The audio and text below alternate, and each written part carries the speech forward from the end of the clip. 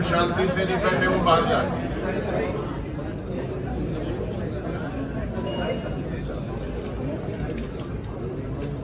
आप का सबका बहुत बहुत धन्यवाद। मेरे सभी साथी, सीनियर साथी और उससे दुगनी संख्या में पीछे हमारे नौजवान साथी, भाई बहनें सब यहाँ मौजूद हैं,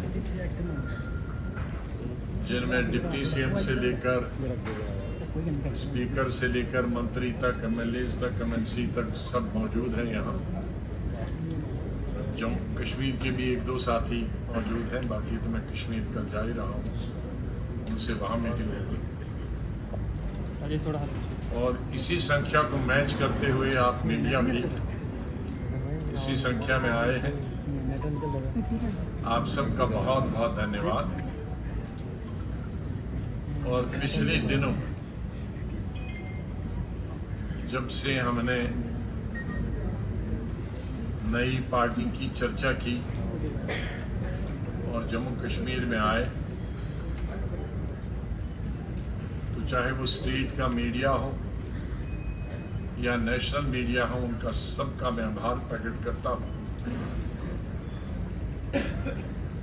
कि आप सब ने उसको बहुत अच्छी पब्लिसिटी दी। और मुझे पूरा विश्वास है कि इलेक्शन तक ये जितनी गतिविधियां हमारी बढ़ती जाएंगी उतना ही आपका सहयोग भी बढ़ता जाएगा। बड़ी बेताबी से हमारे साथी जम्मू कश्मीर के और मीडिया के और पूरी कंट्री के जो हमारे शुभचिंतक है या सहयोगी, वो सबसे पहला यही क्वेश्चन करते हैं कि पार्टी का नाम क्या हो, उसका झंडा कैसा हो। पार्टी का नाम रखना बड़ा मुश्किल है। बहुत सारी रिकॉग्नाइज्ड पार्टियां नेशनल और रीजनल हैं, और विशेष रूप से जम्मू कश्मीर में पार्टी का नाम रखना और भी मुश्किल होता है। यहाँ डाइवर्सिटी है हमारी स्टेट में, सौभाग्य की बात है। बड़े दो रीजन हैं और फिर उनके अंदर सब रीजन्स है, जिन सब रीजन्स में अलग अलग भाषाएं हैं, हमारे कल्चर की अलग अलग रिवायतें हैं। तो सबकी समझ में आए, जम्मू के लोगों की, कश्मीर के लोगों की, और जो गांव देहात में रहते हैं, मजदूर हैं, व्यापारी हैं, पढ़े लिखे लोग हैं, या हल चलाने वाले हमारे किसान हैं शहरों में, गांधी इधर आरएसपुरा से लेकर और कश्मीर से लेकर और दूर दराज इलाकों, उनकी जबान भी नहीं आना चाहिए। मेरे ख्याल में मेरे पूरे साथियों ने, दोस्तों ने पूरे हिंदुस्तान से तकरीबन 1,500 के करीब नाम भेजे। कुछ पूरे उर्दू हैं, कुछ पूरे संस्कृत में है, लेकिन मैं तलाश कर रहा था, जैसे पंडित जवाहरलाल नेहरू ने कहा था कि हिंदी और उर्दू का मिक्स जो होता है वो हिंदुस्तानी होता है। और हिंदुस्तानी वो भाषा है जो हम घर में सब धर्मों के लोग, सब जबानों के लोग बोलते हैं, विशेष रूप से सेंट्रल इंडिया और नॉर्दर्न इंडिया में, दक्षिण को छोड़कर। तो वो नाम तलाश करने की कोशिश थी, प्रयास थे, और उसके बाद हम इस नतीजे पे आए कि लोकतंत्र भी बीच में हो उस नाम के, शांति भी उसके अंदर हो, और स्वतंत्र भी हो। स्वतंत्र विचारधारा से हो, सोच से हो, और अपनी सोच। पिछले दिनों कई लोगों ने हम पर आरोप लगाए उस पार्टी इस पार्टी से समझौता, हमारा सिर्फ अपने दिल और दिमाग से समझौता है और जम्मू कश्मीर की जनता से समझौता है और किसी पार्टी से समझौता है। ना हमने किसी पार्टी से कंसल्ट करके पार्टी बनाई है, हमने सिर्फ अपने साथियों जो यहाँ बैठे हैं और जो कश्मीर में बैठे हैं उनसे विचार करके ये पार्टी बनाई। किसी पार्टी का इसमें कोई रीजनल हो नेशनल हो कोई कानो कान खबर नहीं है और न नाम की खबर है न पार्टी बनाने की खबर थी और न ही किसी पार्टी की सोच हमको प्रभावित कर सकती है। हमारी अपनी सोच, अपना दृष्टिकोण अलग, अपनी विचारधारा, वही विचारधारा जो गांधी जी की विचारधारा उन्होंने हमें दी, जिस विचारधारा से हमको आज़ादी मिली और उस विचारधारा के साथ हमारे देश के करोड़ों किसान, मजदूर, नौजवान और फ्रीडम फाइटर थे, वही विचारधारा हमारे चले। इसमें कोई भेदभाव की कोई गुंजाइश नहीं होगी। हमारी नीतियां जातिवाद और धर्म से प्रेरित नहीं होगी, उनका कोई असर नहीं होगा। हम सबका धर्म और जाति हमारे दिल के अंदर है। कोई पूजा करेगा, कोई गुरुद्वारे में जाएगा, कोई मंदिर में जाएगा, कोई मस्जिद में जाएगा, कोई चर्च में जाएगा, पूरी आज़ादी है।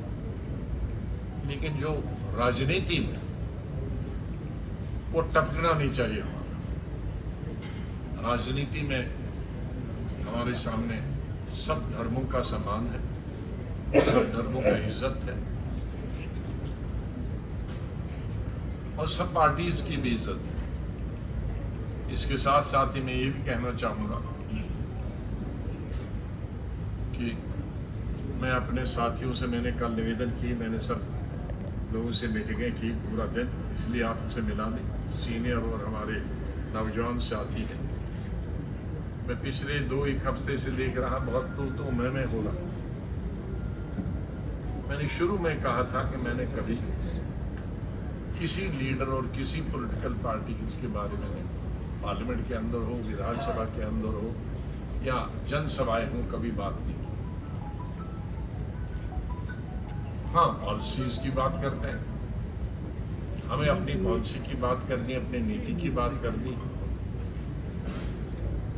वो हमारी मुखालिफ जो है साथी पार्टियां, वो हमारे दुश्मन नहीं। हमको एक फर्क ड्रॉ करना पड़ेगा कि दुश्मन और पॉलिटिकल पार्टी, ये दुश्मनी और पॉलिटिकल पार्टीज दो मुख्तलिफ चीजें हैं।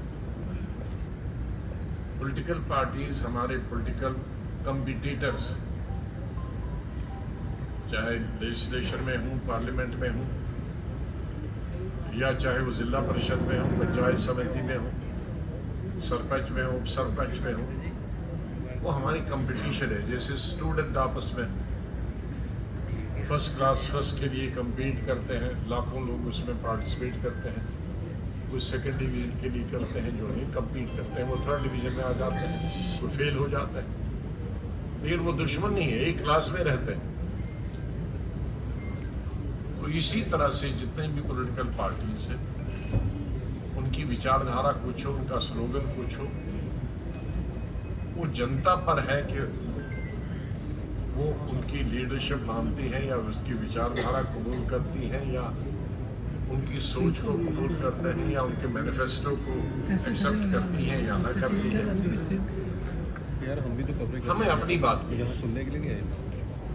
हमें किसी लीडर के खिलाफ कोई शब्द नहीं, उनको देने दो। हमें लोगों के को देने के लिए बहुत कुछ, जिनको लोगों के देने के लिए कुछ नहीं होगा वो गालियां देंगे। हमारे पास गालियां नहीं, हमारे इतना अब चूंकि एक रीजनल पार्टी है, ये मैं कह सकता हूँ हमारे साथियों को बहुत, हमारा वक्त जो था वो डेवलपमेंट का था, विकास का था, ट्रिपल शिफ्ट का था, डबल शिफ्ट का था, ईमानदारी का था। कानून हमने बनाया कि जो जिसकी संपत्ति अपनी इनकम से ज़्यादा होगी वो संपत्ति सरकार की होगी।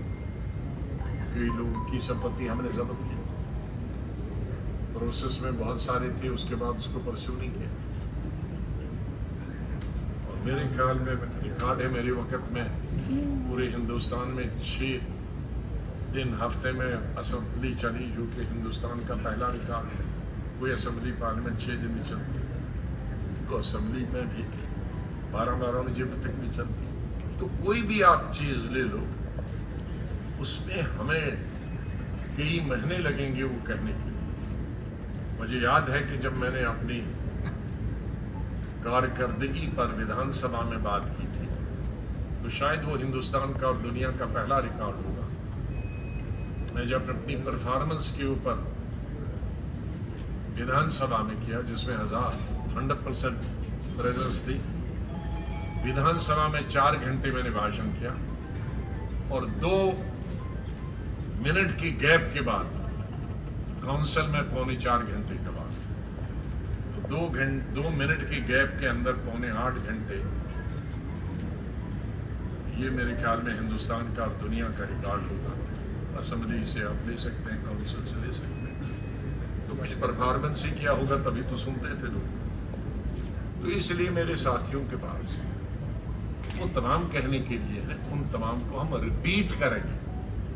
अगर लोगों ने हम पर विश्वास किया, हम पर भरोसा किया, हमारे काम पर भरोसा किया, तो हमें गाली देने की क्या जरूरत है। हाँ, जिन्होंने कुछ काम नहीं किया हो तो गाली देंगे। इसलिए ये मेरे साथियों के लिए है, और मैं मीडिया से भी कहूँगा उस चीज़ को थोड़ा कम हाईलाइट करें। अब हम 21वीं सदी में रहते हैं, कल्चर्ड सोसाइटी है, पढ़े लिखे सोसाइटी है, उसमें लोग पसंद नहीं करते। मुझे मालूम है कि आप नाम का बहुत उत्सुक, मुझे भी मालूम है कि जो ये नाम बताऊंगा आप भाग जाएंगे। नहीं, इसलिए नहीं भागेंगे कि उसके बाद सुनना नहीं चाहिए। तो इसलिए मैं जो अपनी बात पहले सुना दूँ और उसके बाद आखिर में वो बता दूँ। झंडा और फ्लैग में थोड़ा विलम्ब हुआ कि हमके संडे था, और मुझे नहीं मालूम कि संडे की वजह से इतना बड़ा स्ट्रिक्टली होता है कि कोई दर्जी भी नहीं मिलता।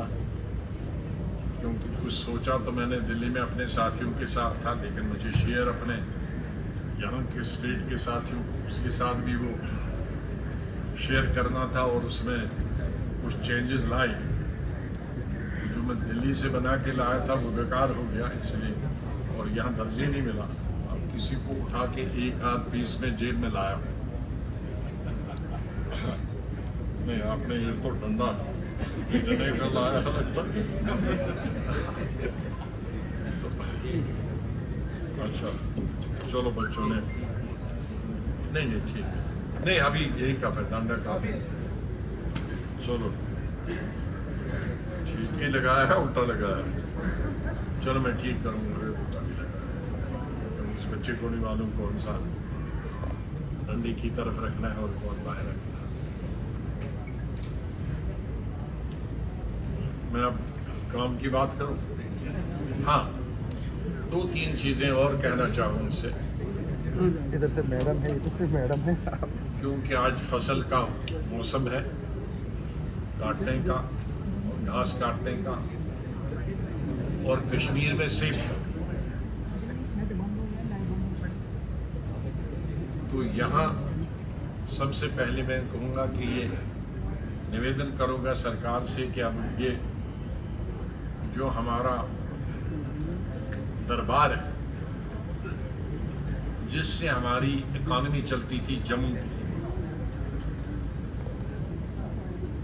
जम्मू में अगर देखेंगे, मैं जब चीफ मिनिस्टर था मैं भी सोचता था दरबार को पैसा बचाऊं। तो मैं जब से, मेरे ख्याल में यूथ कांग्रेस के ज़माने से, जब मैं शहर में जाता हूं तो रघुनाथ मंदिर जी से यहाँ शहर शुरू होता है, सिटी चौक में, वहां से जाता हूं और ऊपर नहीं जहां महाराजा का पैलेस है वहां से मुबारक मंडी में निकलता हूं हमेशा से। तो तब भी मैं सिटी चौक यहीं रघुनाथ मंदिर जी से शुरू हुआ और 4-5 घंटे मुझे लगे और दाएं और बाएं तरफ बड़े हमारे वोट चाहे किसको कौन देता है उससे मुझे फिक्र नहीं, लेकिन हमेशा आओ भगत में वो नंबर 1 रहते हैं, जिसके लिए मैं हमेशा उनका आभार प्रकट करता हूँ। अगर मैं फ्रूट जमा करूंगे तो कई ट्रकों में जाएगा, लेकिन मैं खाली छूता हूँ। तो उन्होंने कहा कि कभी ऐसा सोचना नहीं, हम तो खत्म हो जाए। क्यों? कहा जब वो कश्मीर से आते हैं तो हमारी जो बिक्री होती है वो 100 गुना 1000 गुना ज्यादा होती है। तो इसलिए होटल इस पे चलते हैं, टी स्टॉल इस पे चलते हैं, टैक्सियां चलती हैं, टांगे चलते हैं, और दुकानदार का जो बिजनेस है वो सब उस पे चलता है। जब दरबार और दरबार मंदी तब हो जाती है दरबार जब शिफ्ट होता है। तो मेरे ख्याल में जम्मू ये बहुत अच्छी बात है कि ट्रेन अब माता वैष्णो देवी के लिए वहां तक नीचे तक जाती है। उसका बहुत सारे श्रद्धालुओं को, लाखों श्रद्धालुओं को जो हमारे हैं माता के जो जाना चाहते हैं उनको फायदा होता है, लेकिन जम्मू का कारोबार उससे ठप हो। उससे हमारी टैक्सी का काम बन गया, जो जाते थे यहाँ आते थे, रात के होटल्स का, टी स्टॉल्स का, दुकानों का। तो उसका एक ही इलाज है कि दरबार में लोग आए ज्यादा से ज्यादा। और मैं जम्मू के लोगों से भी अपील करूंगा कि जो बीच में दीवारें बन गई उन दीवारों को तोड़ना शुरू करें, क्योंकि हम इंटरडिपेंडेंट आज से नहीं हजारों साल। जम्मू डिपेंडेंट है कश्मीर पर, कश्मीर डिपेंडेंट है जम्मू। जब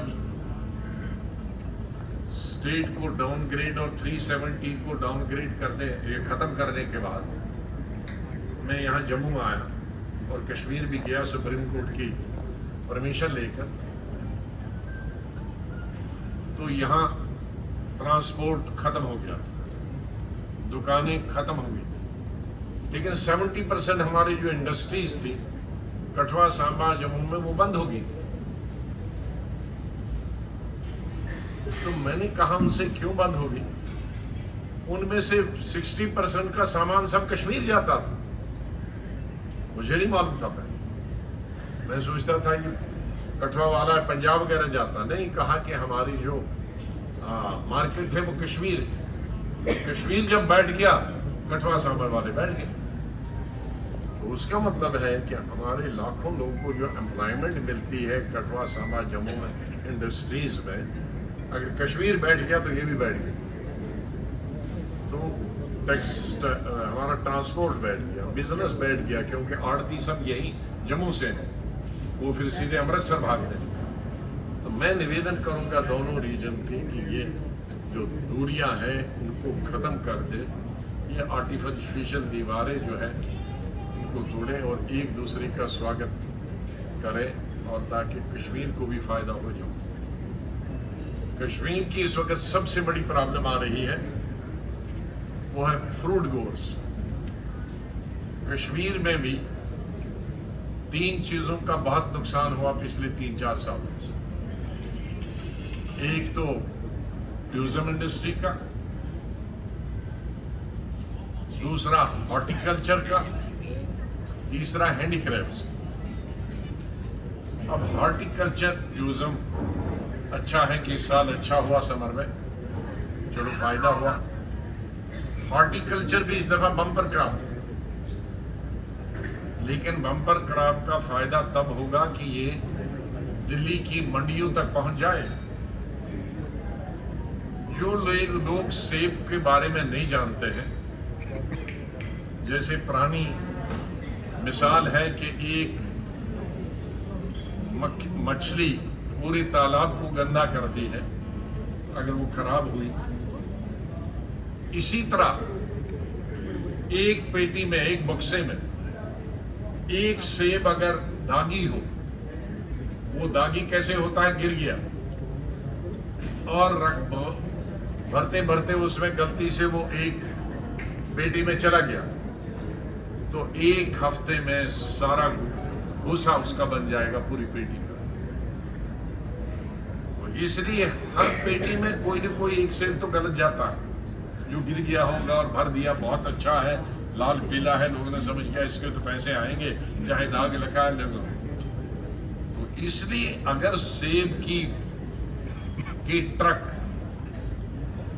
रातों रात दिल्ली ना पहुंचे, मंडी न पहुंचे, तो आपका वो फसल ऊपर वाले ने तो बम्पर दिया, लेकिन हमारी गलती की वजह से वो रुक गया। 5 रामबन वो बानहा रुक गया। मेरी गवर्नमेंट से और ट्रैफिक वालों से गुजारिश होगी, गवर्नर साहब से मैंने कोशिश की तो शायद वो छुट्टी पहने, फिर मैं बात करूंगा, लेकिन ट्रैफिक वालों से मेरी गुजारिश है कि अभी 1 महीना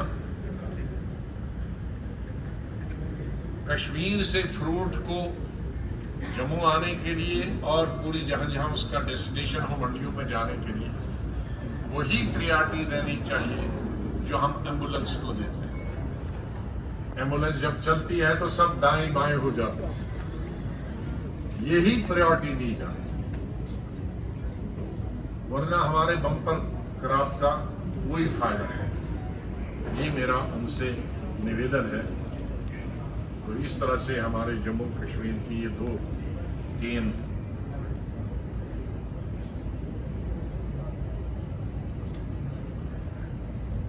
4 निवेदन है। अब मैं आखिरी मुद्दे पे आता हूँ।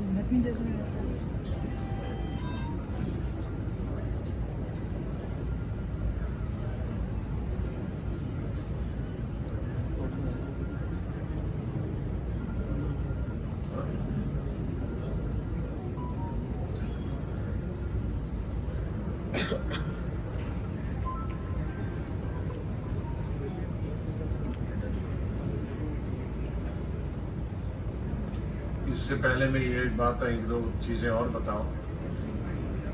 जम्मू में भी कुछ खंडी इलाकों में ये ज्यादा बारिश की वजह से और दूर दराज इलाकों में फसल बर्बाद हुई, उनका भी कंपेंसेशन होना चाहिए। और नवरात्रि आज से शुरू हुई, मैंने इसका उल्लेख पहले ही कहा है, आज नहीं कहा लेकिन हफ्ता भर पहले, कि मैं पहले 23 तारीख को ये अनाउंस करना चाहता था, फिर देखा कि शराध है, तो हमने सोचा कि नवरात्रि के पहले शुभ अवसर पर हम भी एक नई शुरुआत करें। तो इस अवसर पर जबकि हमने नई पार्टी की शुरुआत की है, इस अवसर पर मैं जम्मू कश्मीर के सभी मेरे भाइयों को और देशवासियों को नवरात्रि की शुभकामनाएं देता हूँ।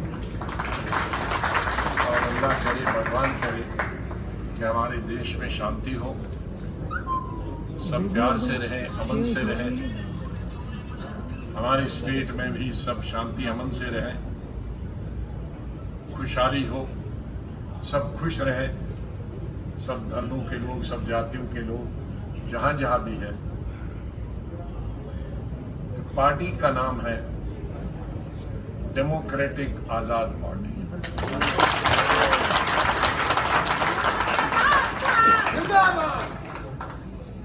आजाद का ये मत समझिए गुलाम नबी आजाद, डेमोक्रेसी डेमोक्रेटिक के लिए है, पूरी स्वतंत्र होगी, जिसका मैंने उल्लेख पहले किया कि अपनी सोच होगी, किसी भी पार्टी से, किसी भी लीडर से, किसी भी ग्रुप से प्रभावित नहीं होगी, अपनी सोच होगी और आजाद रहेगी। आजाद मीन स्वतंत्र, इंडिपेंडेंट। और पार्टी डेमोक्रेटिक रहेगी, नीचे से इलेक्शन सब रहेंगे, ऑटोक्रेटिक नहीं रहेगी, एक हाथ में पावर नहीं रहेगी। जो हमारा कॉन्स्टिट्यूशन होगा उसमें प्रावधान होगा टोटल डेमोक्रेसी के आधार पर, और पार्टी की जो सोच होगी वो स्वतंत्र होगी, आजाद होगी।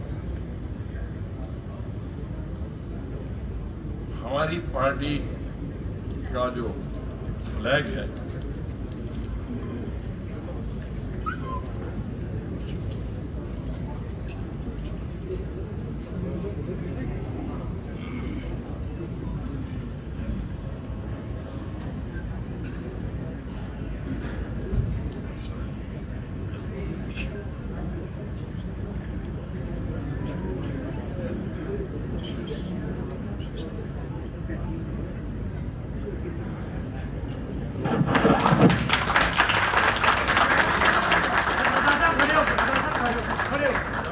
ये सब खड़े होंगे तो ना ना फिर सब खड़े होंगे तो पिछले वालों को भारत माता की जय, भारत माता की जय, भारत माता की बंद रखो।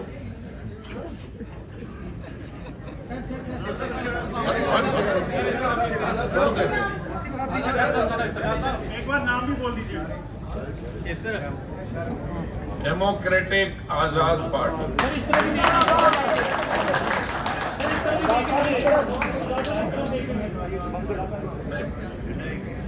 एक पर ही फोकस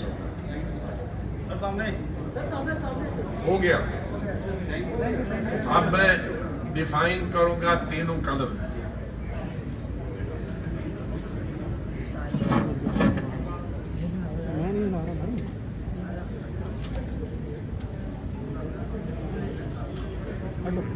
इधर से शुरू करते हैं मस्टर्ड कलर से। अभी तो फरवरी में भर के आएंगे, दिसंबर में ये जम्मू के और कश्मीर के खेतों में।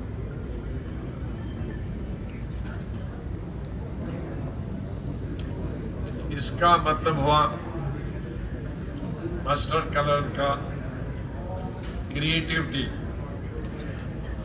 क्रिएटिविटी का मतलब है एक नई चीज क्रिएट करने की, पैदा करने की, सोचने की क्षमता। इसका दूसरा मतलब ये है डाइवर्सिटी। डाइवर्सिटी का डाइवर्स, यूनिटी इन डाइवर्सिटी। हमारा पूरा भारत देश और उसके अंदर जम्मू कश्मीर डाइवर्सिटी से भरा हुआ। चाहे धर्म की बात लें, जातियों की बात लें, भाषा की बात लें, खाने पीने की बात लें, पहाड़ और मैदान की बात लें, चीजें पैदा करने की बात लें, तो ये डाइवर्सिटी है। वाइट का मतलब हुआ जो बीच में है शांति, अमन। तो हम गांधी जी को मानने वाले हैं, इसलिए हम शांति और अमन हमारी प्राथमिकता रहेगी और हमारा उसूल भी रहेगा। अब ये जो कलर है इसमें पूरा दुनिया समा जाता है। इसके इतने मतलब है। ये डार्क ब्लू कहिए, ये समंदर की गहराई से लेकर आसमान की ऊंचाई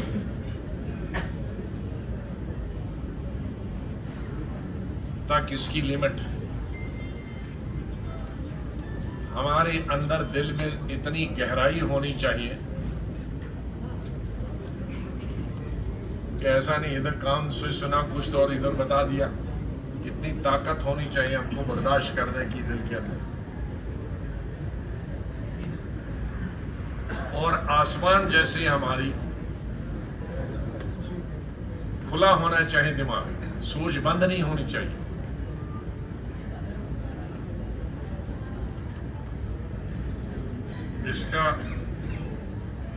इसके साथ साथ जो दूसरे मतलब है, ओपन स्पेस, खुला जगह, फिर फ्रीडम, आजादी, सोचने की, बोलने की आजादी, इंट्यूशन, अंतर्ज्ञान, इंट्यूशन भी आनी चाहिए, फिर इमेजिनेशन, कल्पना, फिर इंस्पिरेशन होनी चाहिए, इंस्पिरेशन होनी चाहिए, प्रेरणा। हमारे जो आइंदा आने वाले मेरी पार्टी में जो लोग होंगे वो इंस्पिरेशन बनने चाहिए, क्लीन होने चाहिए, साफ सुथरे होने चाहिए, राजनीति में सेवा की भावना से आने चाहिए, पैसे बनाने की भावना से नहीं आने, ताकि उनको देखकर हमारे आने वाले जो बच्चे या बच्चियां हैं शहर में, देहात, वो इनको इंस्पायर कर सकते हैं, उनसे प्रेरणा मिल सकती है। गांधी जी को आज कितने साल हो गए, पौना दशक हमसे जुदा हो गए। हम लोगों की उनकी शक्ल नहीं देखी फोटो पे, लेकिन उनके कार्य से, उनकी सोच से, उनकी विचारधारा से आज भी हम हिंदुस्तान में नहीं, दुनिया के करोड़ों लोग उनसे प्रेरणा लेते हैं। मैं अपने साथियों से कहूंगा कि वो इस तरह से अपनी सोच और जिंदगी में ढालें अपने आप को कि आने वाली नस्लों के लिए प्रेरणा। फिर सेंसिटिविटी, एहसास, जज्बात, शीलता, ये होनी चाहिए। फिर ब्लू, गहराई होनी चाहिए, भरोसा होना चाहिए, लॉयल्टी एंड सिंसियरिटी होनी चाहिए, वफादारी होनी चाहिए। आज वफादारी जरा पॉलिटिक्स में कम हुई,